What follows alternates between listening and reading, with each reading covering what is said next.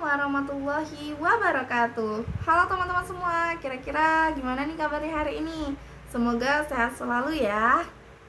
Oke, sebelum masuk ke pembahasan kita kali ini, aku mau memperkenalkan diri terlebih dahulu ya. Karena kalau kita nggak kenalan, kayaknya rasanya kurang lengkap nih, ya kan?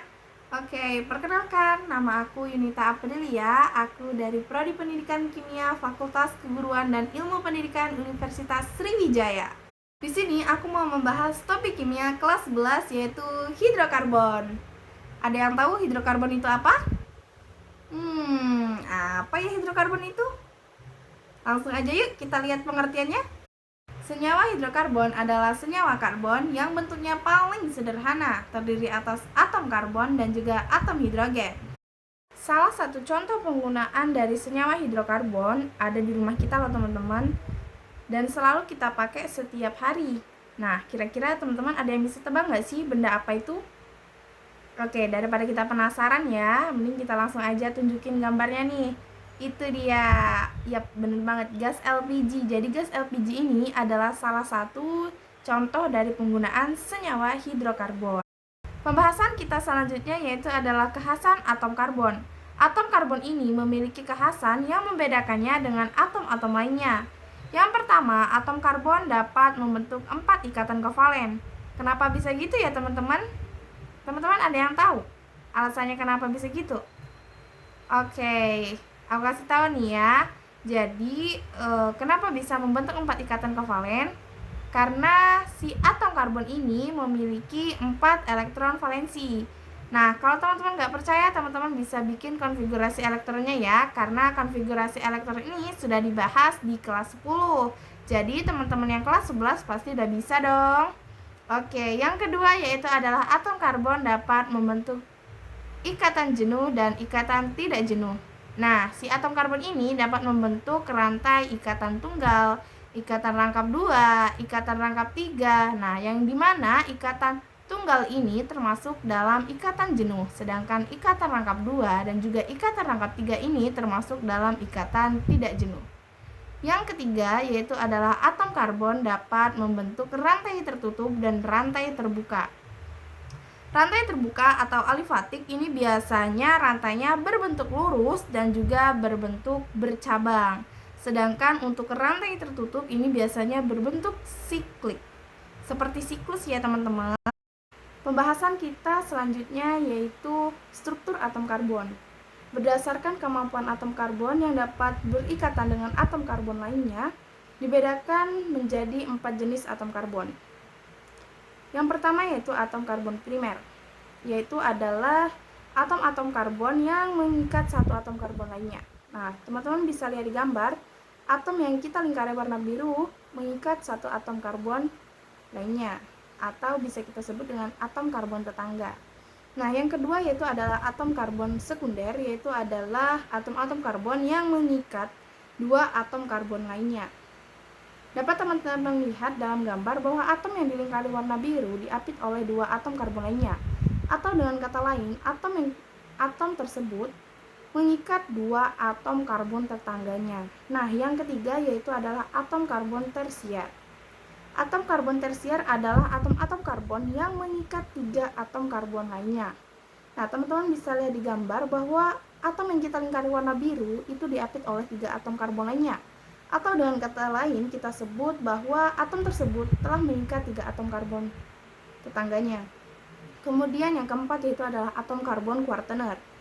Atom karbon kuartener adalah atom karbon yang mengikat 4 atom karbon lainnya. Bisa teman-teman lihat dalam gambar bahwa atom karbon yang kita lingkari warna biru itu diapit oleh 4 atom karbon lainnya.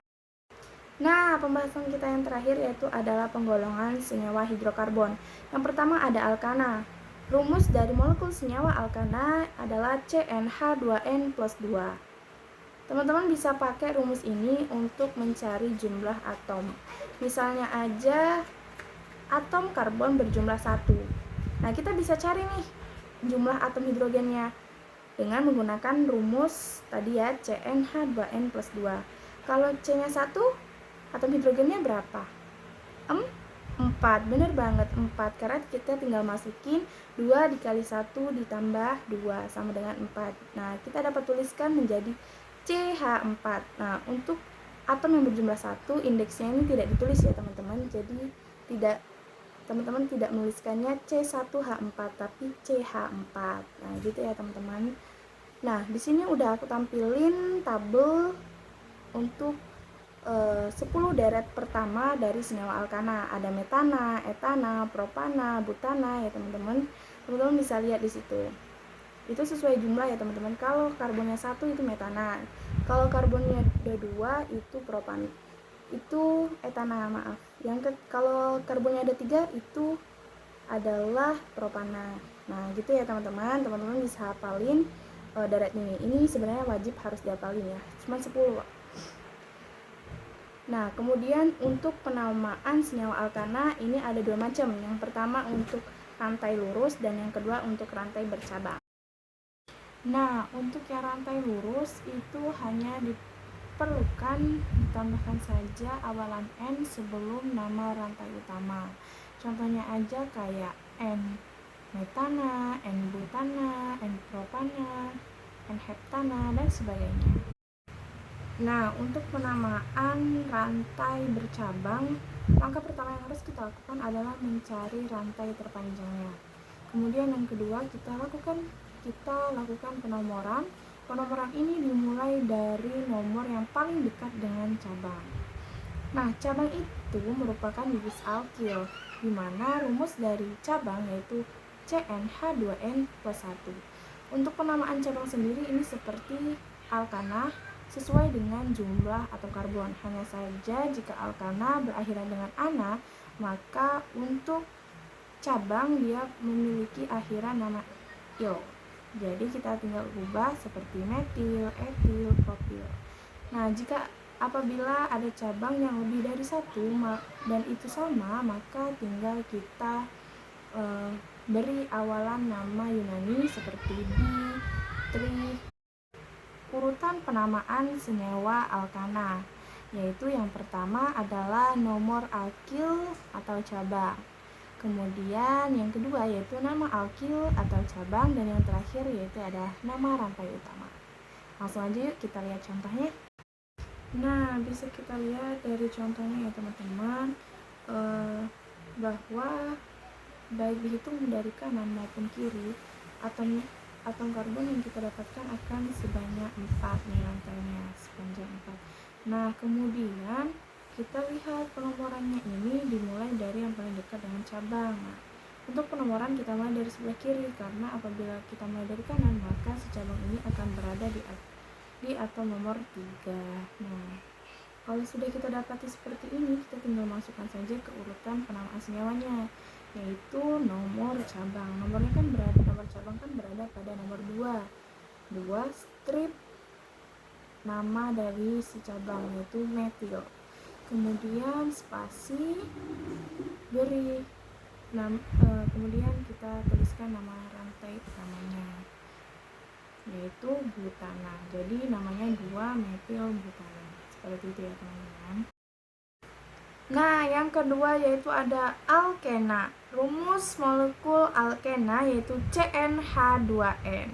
Sebenarnya sama aja konsepnya, sama kayak alkana tadi, hanya saja namanya diubah dari metana menjadi metena, etana menjadi etena. Nah, akhirannya hanya diubah menjadi ena ya teman-teman.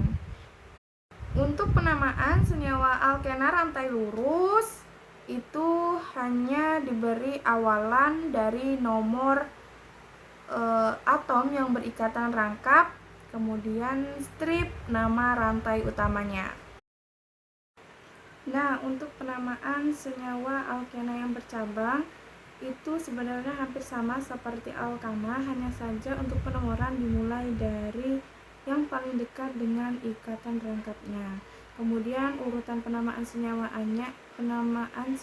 alkena yang pertama yaitu nomor cabang, yang kedua yaitu nama cabang, yang ketiga yaitu nomor ikatan rangkap, kemudian yang keempat nama rantai utamanya. Seperti itu ya teman-teman. Kita bisa lihat contohnya sebagai berikut. Nah, bisa kita lihat dari contoh nih teman-teman. Kita langsung bisa tahu bahwa penomoran itu harus dimulai dari kiri karena ikatan rangkap ini berada di kiri. Nah, kemudian kita cari nih rantai terpanjangnya di mana. Nah, setelah didapatkan ternyata lurus ya, CH2, ikatan rangkap C, CH, CH3. Nah, seperti itu.